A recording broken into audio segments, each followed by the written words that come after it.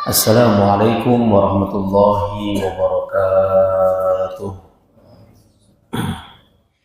Alhamdulillahi rabbil alamin hamdan katsiran thayyiban mubarakan fihi hamdan yuwafi ni'amahu wa yukafi mazidah.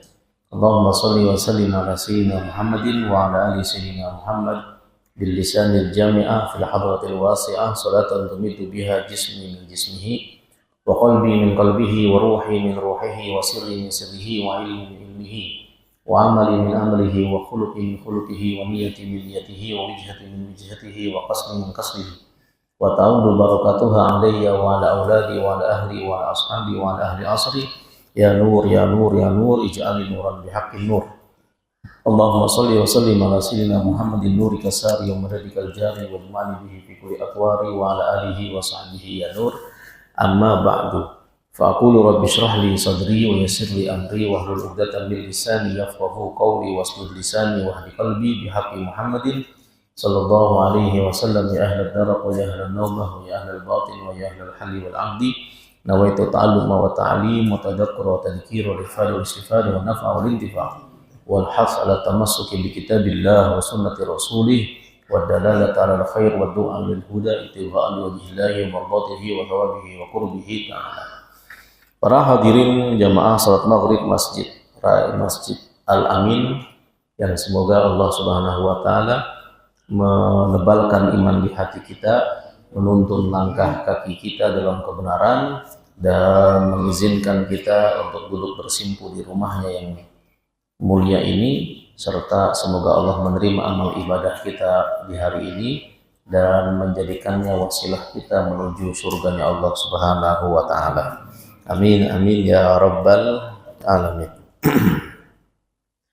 Bismillahirrahmanirrahim. Qala Syekhul Mu'allif rahimahullahu taala wa nafa'ana bihi wa bi ulumihi wa asrarihi wa anwarihi wa nafati fid din wa dunya wal akhirah. Haditsu khalaqtu ibadi kulluhum hunafa. Hadis tentang firman Allah Subhanahu wa taala, aku ciptakan hamba-hambaku ini dalam keadaan suci, beriman, berislam kepadaku. Babus sifatil allati yu'rafu biha fid dunya ahlul jannati wa ahlun nar.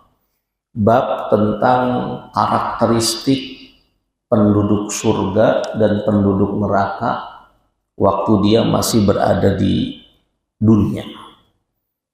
Artinya hadis ini menceritakan tentang beberapa sifat-sifat yang hendaklah dimiliki oleh orang-orang yang ingin masuk dan menjadi penduduk surganya Allah Subhanahu wa taala, serta menjelaskan kepada kita sifat-sifat calon penghuni nerakanya Allah. Semoga kita diselamatkan dari api neraka, dimasukkan ke dalam surga. Aminnya lemes amat romanya. Amin ya rabbal alamin. Bismillahirrahmanirrahim. Haddatsana Abu Ghassan al-Masma'i wa ibnu Musanna qala haddatsana Mu'adz bin Hisham haddatsani abi an Qatadah an Mutarrif bin Abdullah bin Syakhir an Iyad bin Khammar al-Mujashi radhiyallahu anhu. Diriwayatkan hadis ini dari sahabat Nabi yang bernama Iyad bin Khammar radhiyallahu anhu, semoga Allah meridhoinya dan meridhoi kita semuanya. Anna Rasulullah sallallahu alaihi wasallam, bahwasanya sesungguhnya Rasulullah sallallahu alaihi wasallam qala, bersabda, Zata yaumin, suatu hari, fi khutbatihi, dalam khutbahnya. Dan ini memang kebiasaan Rasulullah. Jadi ketika Rasulullah ini mendapatkan hal-hal yang sangat penting, hal-hal yang urgent untuk disampaikan kepada para kaum muslimin, maka Rasulullah akan keluar dari rumah lalu menuju masjid, naik ke atas mimbar, kemudian bersabda. Karena rumah Rasul itu dempet dengan Masjid Nabawi.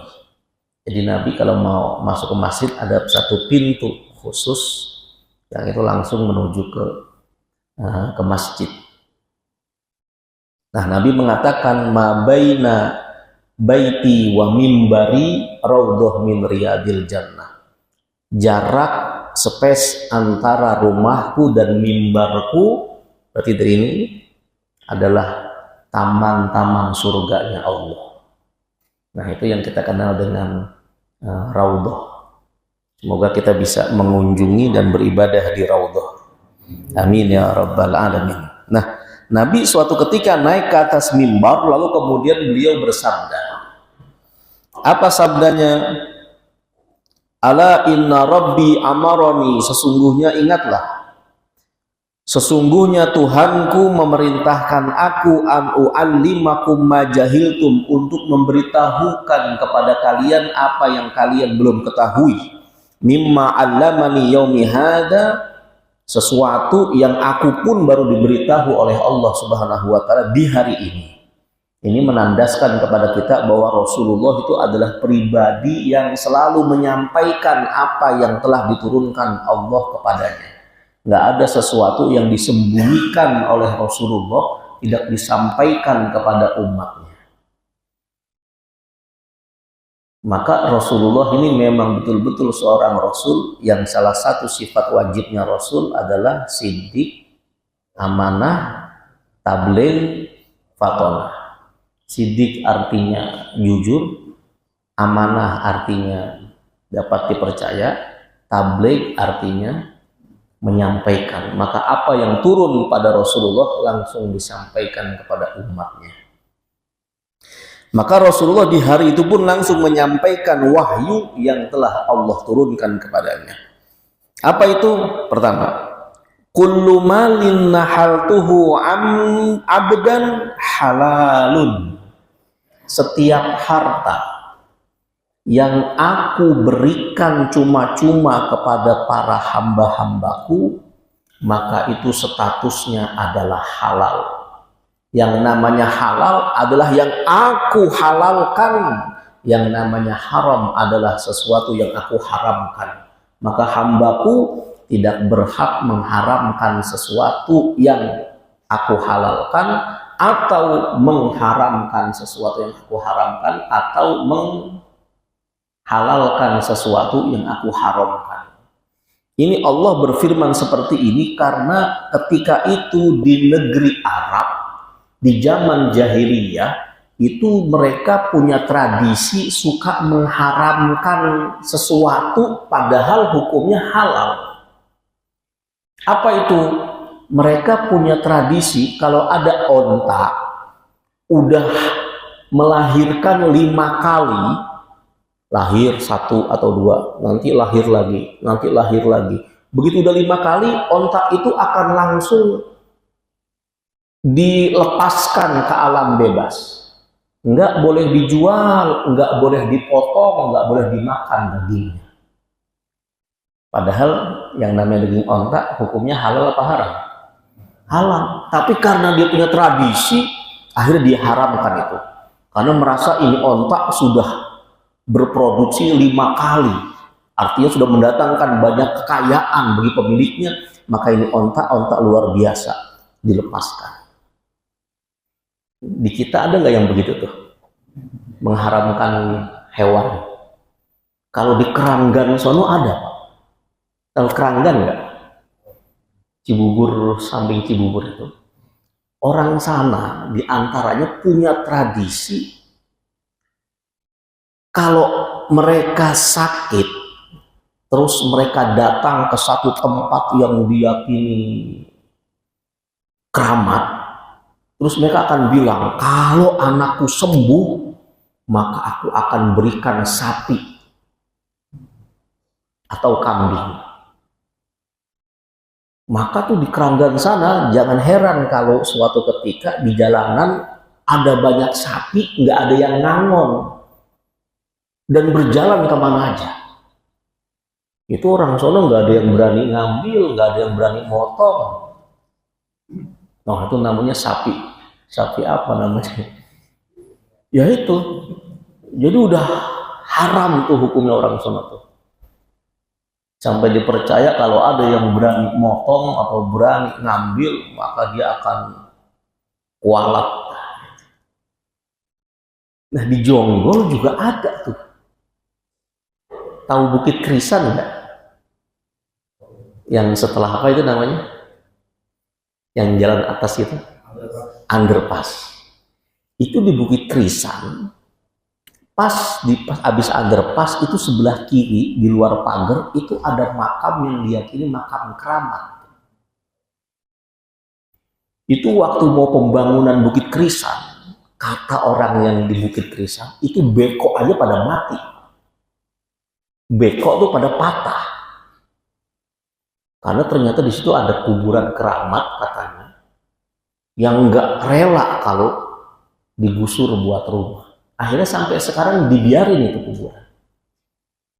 Nah itu kalau Bapak ke situ, itu di situ banyak, nggak satu dua gitu, banyak ayam Pak. Kalau itu ayam, kalau Keranggan sapi. Kalau sini karena Jonggol kali kampung, rada kampung, ayam kecilan dikit gitu. Nah itu jadi orang yang ke situ lalu kemudian entah dia berdoa kepada Allah, entah dia nazar, kalau hajatnya kabul, dia akan naruh ayam di situ. Jadi kalau mau nyari ayam di situ banyak. Nah orang Bukit Krisan tuh kadang-kadang ayamnya kan loncat pagar gitu ke Bukit Krisan itu. Nah, yang berani makan ya makan, yang nggak berani ya nggak berani. Nah itu tradisi kayak gitu di zaman jahiliyah ada tuh. Tapi onta, orang sono maklum onta. Jadi kalau ada onta udah bereproduksi 5 kali, maka dia haramkan itu untuk dimakan, diharamkan untuk dijual, diharamkan untuk disembelih. Padahal yang namanya onta itu adalah hewan yang Allah halalkan. Maka kata Allah, kullu malin nahaltuhu abdan halal. Jadi yang namanya yang berhak menghalalkan dan mengharamkan itu adalah siapa? Allah. Dan yang namanya hukum halal, harta yang halal adalah harta yang didapatkan oleh seorang hamba melalui jalan yang dihalalkan oleh agama. Karena ada harta yang didapatkan melalui jalan yang nggak dihalalkan dalam agama. Contohnya Allah berfirman, wa ahallallahu al-bai'a wa harrama riba. Allah halalkan jual beli, lalu Allah haramkan riba. Maka kalau kita mendapatkan harta lewat proses jual beli, menjual sesuatu, terus kita dapat untung, ini halal. Tapi kalau kita dapat harta dari cara ribawi, dan riba ini macam-macam nih. Bukan hanya dalam hal hutang saja riba itu. Ngutangin 1 juta, minta bayaran 1.200.000. Bukan hanya itu aja, itu riba. Tapi itu salah satu bentuk dari riba. Namanya ribal fadl, ribal qard, riba yang dihasilkan atau keuntungan tambahan yang dihasilkan melalui proses hutang piutang. Pak Hendi hutang sama saya 1 juta, kata saya nanti balikinnya dalam 1 bulan 1.200.000 ya. Hutangnya berapa? 1 juta, tapi minta balikinnya 1.200.000. Maka yang kelebihannya ini 200-nya itu riba, dan itu haram. Ada lagi riba yang lainnya. Riba itu berpotensi masuk pada 1 emas, 2 perak, 3 makanan pokok. Makanan pokok kita apa Pak? Beras, di Jonggol. Kalau di daerah lain gandum, di Arab. Di Madura jagung. Ada lagi daerah lain lagi singkong, sagu. Makanan pokok ini berpotensi riba. Bagaimana ribanya? Ini makanan pokok, emas, perak, duit. Ini hal-hal ini kalau ditukarkan dengan sesamanya, dibarter dengan yang sejenisnya, jagung ditukar dengan jagung, beras ditukar dengan beras, emas ditukar dengan emas. Meskipun beda bentuknya, tapi dia jenisnya sama-sama emas. Kalau ditukar, duit tukar sama duit. Bentuk duitnya 100.000, ditukerin sama yang 5.000-an, sama-sama duit. Meskipun bentuknya beda. Yang satu 100.000, yang satu 5.000. Kalau ditukar, ini disyaratkan harus sama nilainya dan harus diterima, diserah terimakan saat itu juga. Harus sama nilainya. Kalau tidak sama nilainya, ada keterpautan salah satunya, maka terpautnya itu menjadi riba. Contoh dalam faktor duit. Saya pedagang, punya duit 100.000. Habis Pak Indra beli ke saya, beli satu. Saya nggak punya kembalian. Saya tukerin ke Pak Mahfud. Tukerin dong 10.000-an. Dia ngasih 10.000 10 lembar, saya kasih 100.000 1 lembar. Nah ini nggak riba.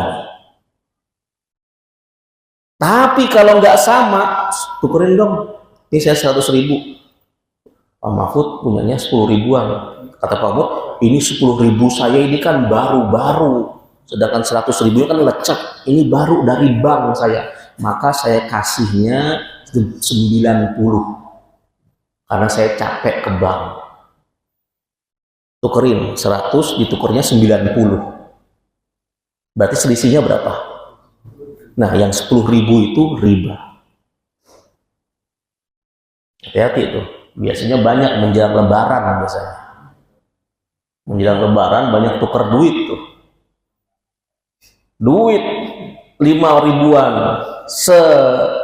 banyak 100.000 harus ditukar dengan 100.000 ditambah 10.000. Jadi duit 110.000 dapatnya 100.000. Ada selisih 10.000, riba tuh yang 10.000. Karena ini sama-sama jenisnya duit. Kalau ditukar harus sama dan harus diserah terimakan saat itu juga. Begitu juga emas. Kita punya emas batangan, kita mau tukar dengan emas berupa kalung, sama-sama emas, bentuknya beda, itu harus sama tuh. Ini 10 gram, itu 10 gram. Nggak boleh, punya saya kan berupa kalung, sudah dibentuk-bentuk. Jadi kalau mau situ 10 gram, saya akan tukar emas 9 gram. Maka selisih 1 gramnya riba. Begitu juga makanan pokok. Makanan pokok, Pak Budi punya beras, rojo lele, mau ditukar sama rojo tempe, rojo teri misalnya. Itu kan harganya beda tuh. Rojo lele misalnya harga 30.000 seliter, sedangkan beras bulog misalnya 10.000, beras raskin. Mau ditukar harus sama. Sekilo ya sekilo. Rojo lele sekilo ditukar sama rojo teri ya sekilo juga. Nggak bisa, ini rojo lele kan lebih mahal. Kamu harus 2 kilo, saya sekilo. Nggak bisa. Kalau itu terjadi, maka yang selisih 1 kilonya menjadi riba. Terus solusinya gimana? Solusinya jangan ditukar dengan yang sejenis. Kalau emang kau merasa rugi, rojo lelenya jual dulu ke Pak Indra. Dapat duit 30.000, yang 10.000 beliin rojo teri.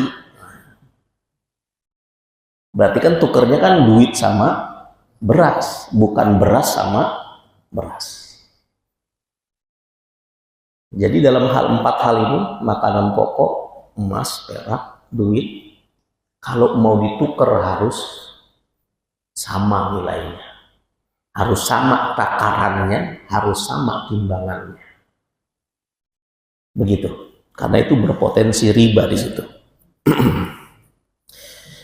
Jadi sekali lagi, halal haram itu yang berhak menentukan adalah Allah Subhanahu wa ta'ala. Manusia enggak berhak. Wa inni, selanjutnya, wa inni, dan aku, kata Allah, khalaqtu ibadi, telah aku ciptakan hamba-hambaku, hunafa kulluhum, semuanya itu dalam kondisi suci, fitrah. Manusia ini, kita semuanya ini, begitu kita lahir ke dunia, kondisi kita itu bersih, suci dari dosa, fitrah.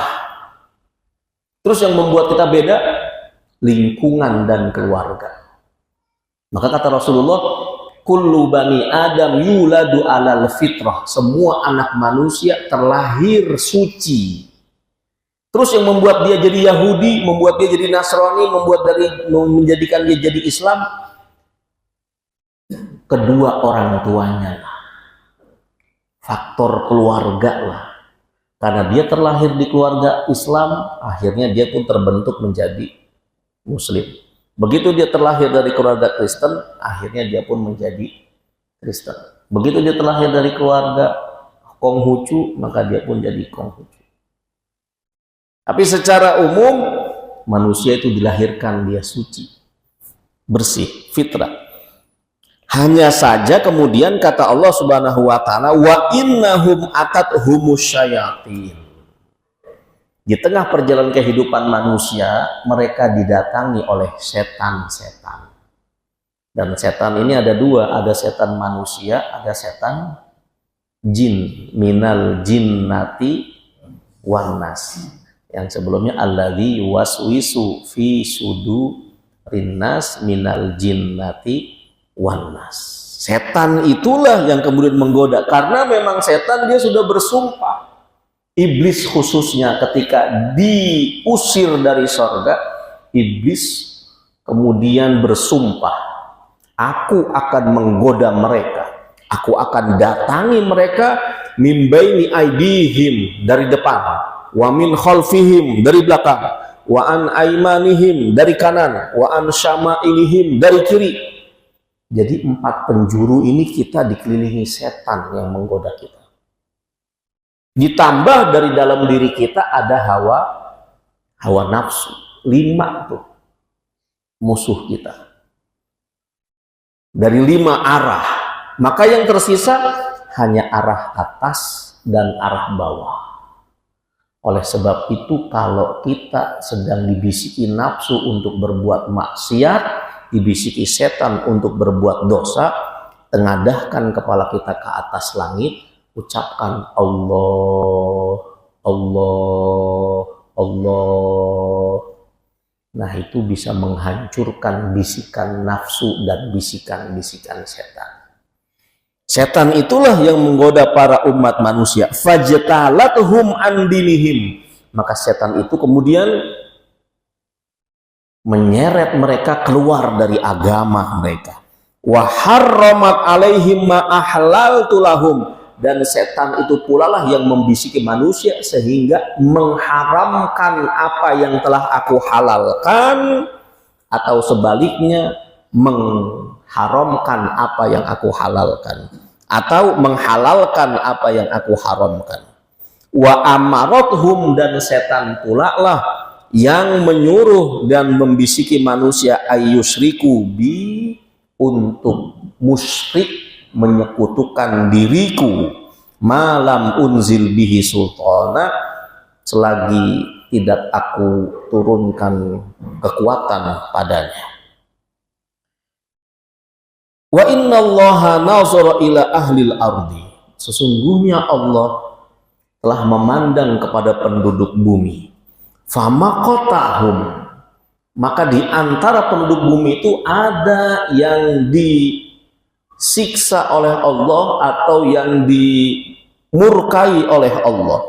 Arabahum, baik itu yang dari bangsa Arab, wa ajamahum, ataupun yang non Arab. Illa baqaya min ahlil kitab, kecuali sebagian dari sisa-sisa ahli kitab. Ini kasusnya berbicara tentang umat sebelum Nabi Muhammad. Umat sebelum Nabi Muhammad itu ada yang dimurkai oleh Allah, kecuali ahli kitab. Maksudnya ahli kitab siapa?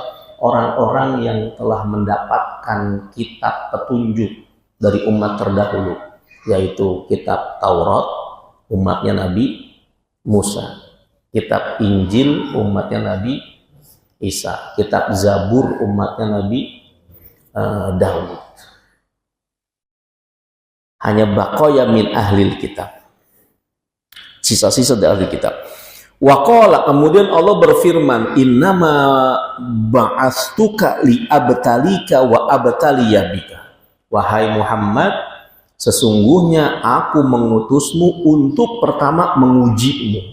Apakah engkau sebagai nabi dan rasul menyampaikan apa yang aku perintahkan, apa yang aku wahyukan, apa yang aku wajibkan. Yang kedua, aku utus engkau wa abtaliyabika, aku jadikan engkau juga sebagai ujian bagi umatmu. Apakah umatmu itu taat kepadamu, beriman kepadamu, atau umatmu tidak beriman kepadamu.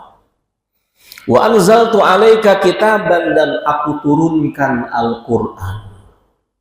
Kata Allah, yang Al-Quran ini sifatnya la yaghsilhul ma, yang tidak bisa dihapus oleh air.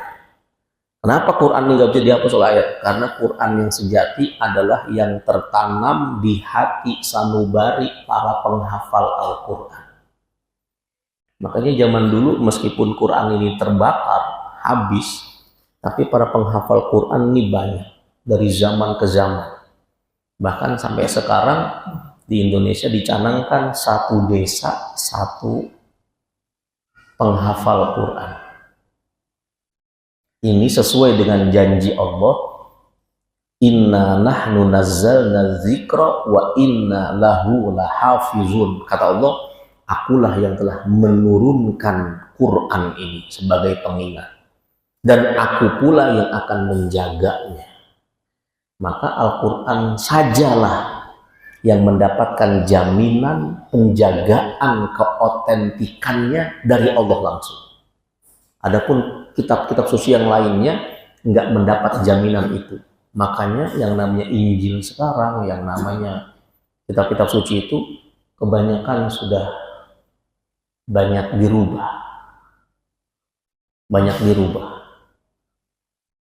Makanya ada YouTuber kondang yang namanya Koh Dedi, apa siapa itu? Koh Dondi. Pernah ke Citra Indah tuh berapa bulan lalu itu. Pernah ke Citra. Nah, itu beliau spesialis membongkar apa namanya itu penyelewengan kitab suci yang lalu. Tapi kalau Al-Quran tidak terjadi penyelewengan karena memang Allah yang menjaminnya. Maka begitu ada salah cetak langsung ketahuan.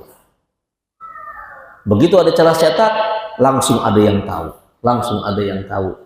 Maka semua kitab suci mushaf-mushaf yang beredar ini sudah melalui proses seleksi dan proses pentasqihan. Karena Allah yang menjamin. Taqra'uhu na'iman wa yaqzan wa inna Allah amarani an uharriqa Quraisyan.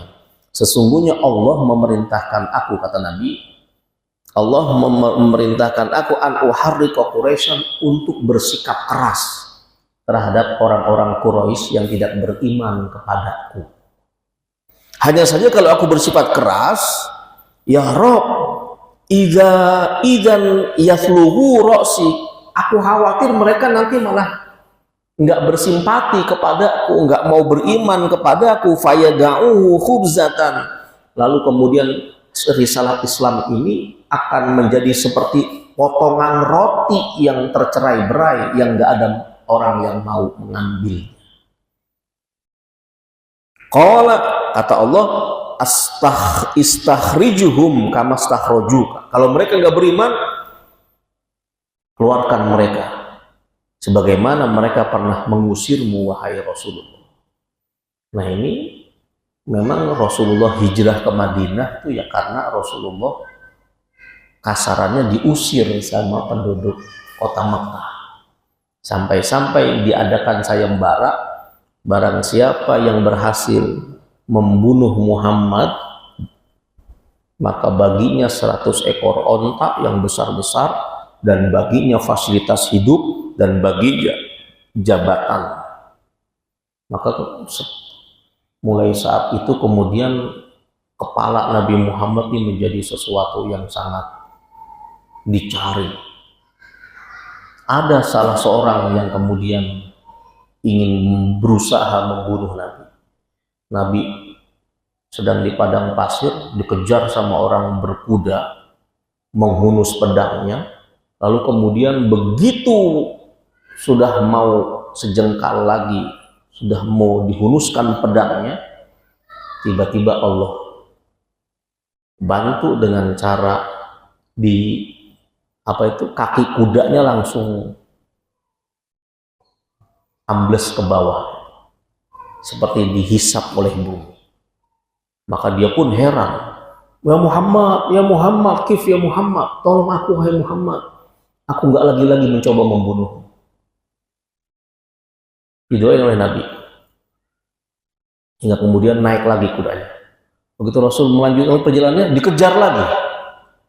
Pas sudah mau deket, ambles lagi. Yang tadinya ambles sedengkul, gantian ambles sampai paha kuda itu. Dia minta tolong lagi sampai 3 kali. Begitu 3 kali baru dia paham, oh rupanya Muhammad ini emang dilindungi oleh Tuhan.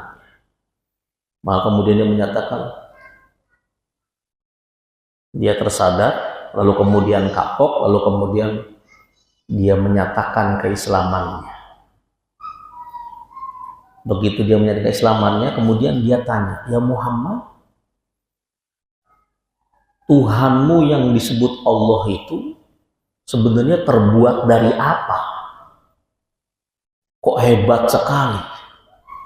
Kalau Tuhan kami orang-orang yang di Mekah kan terbuat dari batu, berhala.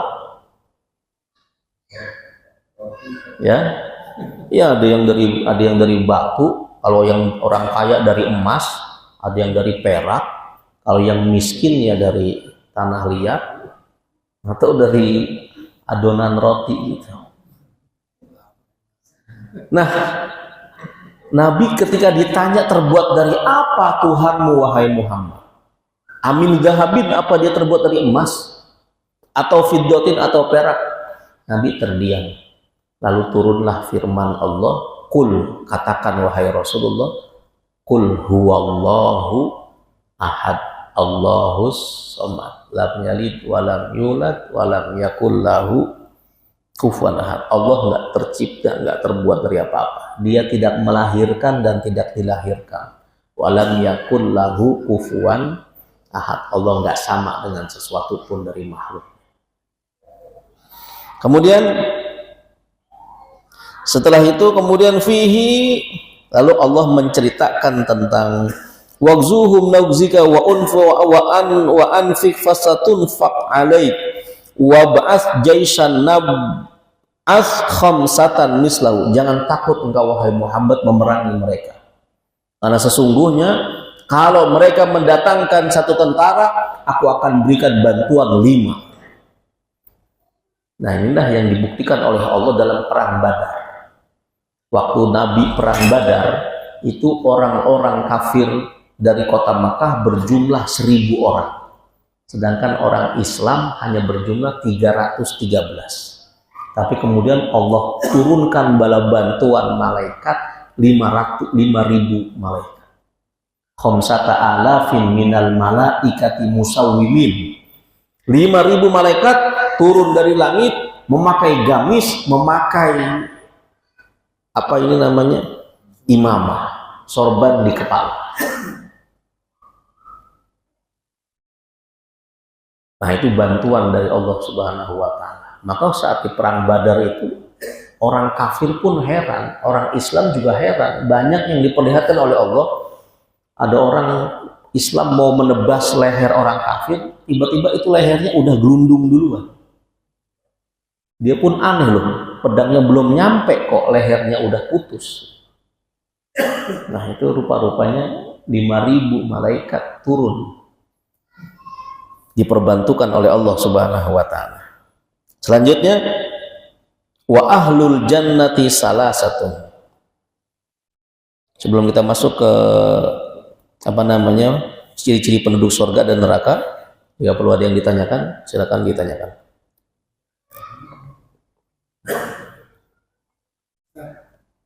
Jadi kalau lebaran itu gimana?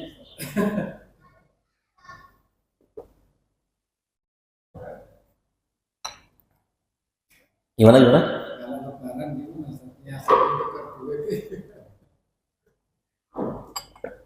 Kalau lebaran, solusinya kalau lebaran, yang terbaik kita nukerin sendiri ke bank. Karena emang bank itu dia membuka. Dari awal Ramadan itu dia membuka. Dan itu gratis. Nggak ada itu, nggak ada lebihan. Atau kalau emang ternyata tidak bisa ke bank, terus adanya yang di pinggir-pinggir jalan itu, maka solusinya kita bilang begini, sudah, nih saya punya duit 100.000, tukerin 100.000 juga ya, 100.000 juga. Nah, sebagai bentuk saya terima kasih saya karena kamu udah capek ke bank, nih saya kasih duit 10.000. Ongkos capek kamu ke bank. Ongkos capek namanya. Bukan tukar langsung begitu. Minimal begitu solusinya. Transaksinya tukar menukar 100 ya, 100 nih, 100 lembar. Mana 5 ribuannya? Berapa kali 5 ribuan? 20 lembar. Dah ya, 50. Nih, pakai ongkos capeknya. Saya kasih kamu 10.000 misalnya. Begitu. Solusinya begitu. Padahal sama-sama aja kan. Sama-sama dia dapat untung 10.000. Tapi karena transaksinya beda, hukumnya menjadi beda. Mas itu kan kalau batangan ongkos buat kan kalau ditukar gitu kita iya, makanya solusinya tukar dulu dengan barang lain, tukar dengan duit gitu. Kalau sudah tukar dengan duit kan udah beda jenisnya. Itu berapa? Kalung berapa harganya? Oh, kalung ini harganya 9 juta. Nih 9 juta. Terus sekarang saya mau jual ini. Ini 9 gram. Berapa 9 gram? Ya 9 juta. Saya tukar 9 juta. Gitu. Ya. Tapi kalau tukernya langsung emas sama emas, harus sama. Begitu juga duit dolar, ditukar dengan duit dolar, harus sama. Dan harus diserahkan saat itu juga. Kenapa harus diserahkan saat itu juga? Karena besok berpotensi beda nilainya. Karena dolar itu naik turun. Emas juga naik turun. Makanya harus sekarang. Harus sekarang. Nggak boleh. Nih, saya tukar dolar sekarang. Kita kasihnya sekarang, dia ngasihnya besok. Ternyata besok dolar naik. Berarti kan ada selisihnya. Nah, selisihnya itu riba. Makanya harus saat itu juga. Begitu. Ya. Nazar. Oh ya.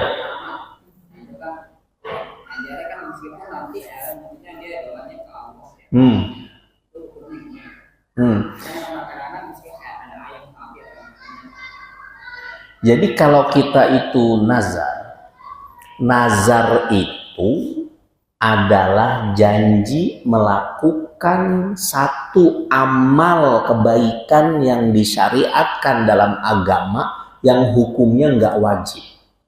Sekali lagi, nazar itu berjanji melakukan amal soleh dalam rangka mendekatkan diri kepada Allah, tapi amal solehnya hukumnya nggak wajib. Kalau amal solehnya yang hukumnya wajib, nazarnya nggak sah. Contoh, ya Allah, saya nazar. Kalau besok anak saya ini keterima lamar kerja, saya nazar mau sholat zuhur. Nggak nazar pun harus sholat zuhur. Gitu. Maka nggak sah tuh nazar kok sholat yang wajib-wajib nggak sah. Ya Allah, saya nazar. Kalau anak saya besok sembuh, saya besok Ramadan mau puasa. Karena biasanya dia nggak puasa, nggak sah nazarnya. Karena puasa Ramadan itu hukumnya sudah apa? Wajib, dan dalam rangka mendekatkan diri kepada Allah. Maka nazar itu syaratnya harus sesuatu yang hukumnya nggak wajib. Contoh sedekah. Sedekah itu kan nggak wajib. Terus kita nazar, ya Allah, kalau saya ini proyek saya goal atau viewer saya dapat 1000 viewer, nah, saya akan bersedekah. Saya akan bersedekah. Nah, ini nazar yang kayak gini sah. Nazar yang begitu sah. Saya mau berbuat sedekah, sedekah ini hukumnya nggak wajib. Amal baik untuk meningkatkan diri kepada Allah. Hanya saja nazar yang model begini dikritik sama Imam Ghazali.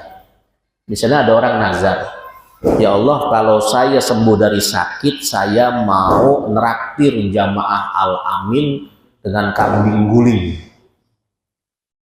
Boleh nggak sedekah kambing guling? Boleh. Wajib nggak? Dia sunnah. Dinazarkan.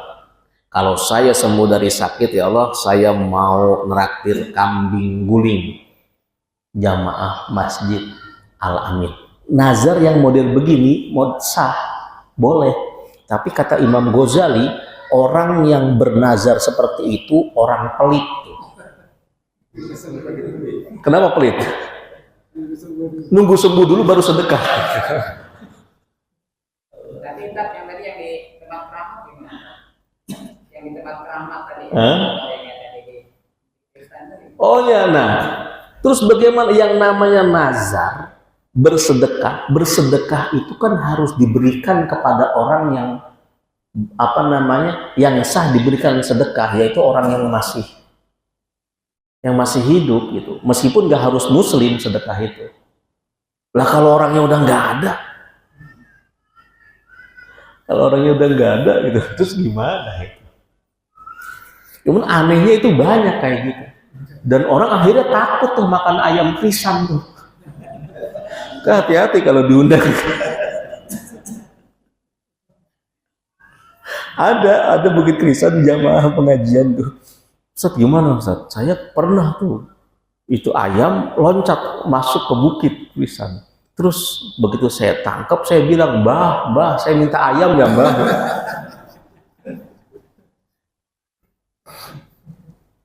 Ya, itu ada yang gitu tuh. Ada dia mungkin takut disangka nyolong, akhirnya dia bilang, Mbah, saya minta Mbah.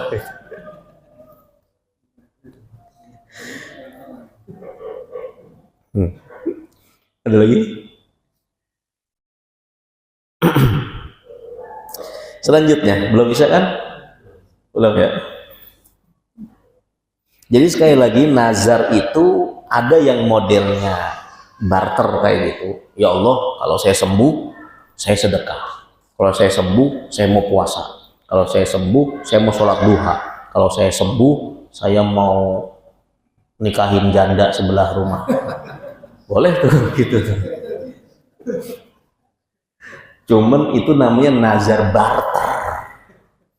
Dia baru mau nafkahin janda kalau sembuh. Berarti kalau kamu nggak sembuh, nggak sedekah dong. Kalau kamu nggak sembuh, nggak nafkahin dong. Kalau kamu nggak sembuh, maka yang terbaik tuh nazarnya biasa aja. Artinya biasa gimana? Ya Allah, saya nazar besok saya mau sholat duha 8 rakaat. Sholat duha hukumnya apa? Sunnah. Tapi dia nazarin, nggak ada apa-apa. Saya nggak ada apa-apa ya Allah. Pokoknya besok saya nazar mau sholat duha 8 rakaat. Maka begitu dia udah terucap nazar, udah dia ucapin, itu sholat duha yang 8 rakaat hukumnya menjadi wajib bagi dia. Menjadi wajib karena sudah dinazarkan. Konsekuensinya karena telah menjadi wajib, maka pahalanya menjadi besar. Menjadi pahala wajib. Gedean pahala wajib apa pahala yang sunnah? Gedean pahala wajib. Kita sholat sunnah qobliyah sama sholat isya. Kan beda. Isya hukumnya wajib, qobliyah hukumnya sunnah, gedean pahala mana? Gedean pahala wajib. Maka begitu kita menazarkan sesuatu yang sunnah, dia hukumnya kemudian berubah menjadi wajib. Karena hukumnya berubah menjadi wajib, maka berlakulah definisi tentang wajib. Apa itu wajib? Kalau ditinggalkan, dosa. Kalau dilakukan, berpahala. Pahalanya pahala wajib. Maka kalau kita mau ngumpulin pahala yang besar, nazarkan amal-amal ibadah yang sunnah. Sehingga dia menjadi wajib. Kalau menjadi wajib, pahalanya menjadi besar. Begitu caranya. Ya, silakan. Nazarnya bisa dibatalkan. Nazar, apa namanya, belum terjadi waktunya, maka belum wajib.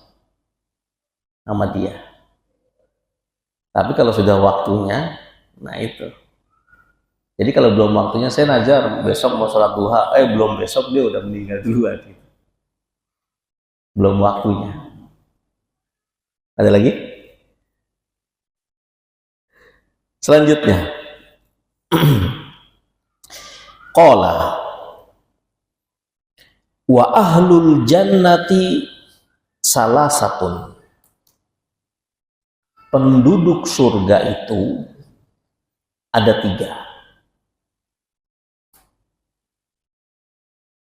Ciri-cirinya. Maka salah satunya kalau kita ini punya ciri-ciri ini, insya Allah termasuk penduduk surga. Dalam hadis ini disebutkan 3. Siapa itu? Dzu sultanin muqsitin mutasaddiqin muwaffakin. Seseorang yang memiliki kekuasaan, yang adil, mutasaddiqin yang mau berbagi kepada rakyatnya, muwaffakin dan diberi pertolongan oleh Allah untuk menata kekuasaannya dengan pertolongan Allah. Nah, ini berarti ini khusus, ini kuotanya untuk para orang-orang yang punya apa namanya, jabatan. Ya, termasuk jabatan DKM ya, termasuk. Kalau DKM-nya adil, nggak nilep duit amal masjid. Terus dia mutasaddiq, rela berkorban dengan hartanya untuk rakyat yang dipimpinnya, muwaffakin, dan dia diberi taufik. Tapi kita semuanya kan sesungguhnya kita adalah pemimpin. Minimal kita adalah pemimpin rumah tangga kita. Kalau toh kita jomblo, ya minimal kita kan pemimpin diri sendiri. Maka jadilah pemimpin yang adil. Apa sih adil itu?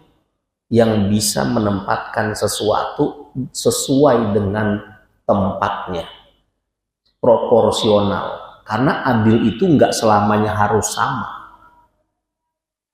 Adil itu nggak selamanya harus sama. Adil itu juga bisa bermakna menempatkan sesuatu sesuai pada tempatnya.